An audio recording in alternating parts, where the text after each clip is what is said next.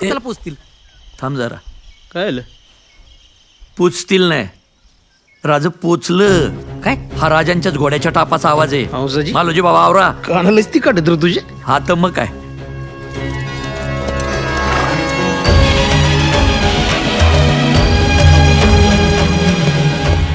राजा मुजरा घ्यावा. हंसाजी,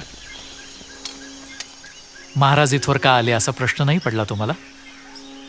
बहलोल खानाला तोडायचा आदेश असेल तर राजा तुम्ही रायगडावर पोचायच्या त्या खानाचं मुंडकं तुमच्या पायावर टाकीन. राजा आदेश द्या. हौसाची मोहिते, स्वराज्याला आता कुठल्या खानाच्या शिराची नाही तर तुमच्यासारख्या शूराची गरज आहे. राज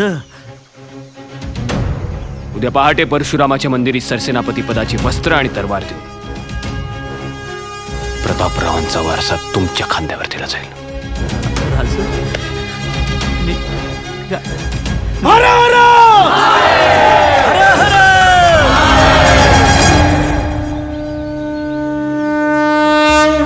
हौसाजी मोहिते, हिरण्यगर्भ जोवर केशरी तुमचं आमचं जीवित कार्य तोवरच.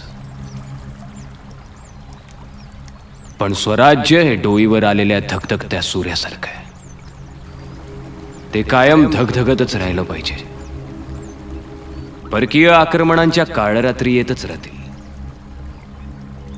कधी ग्रीक, कधी हून, कधी शक, यवन, डच, पोर्तुगीज,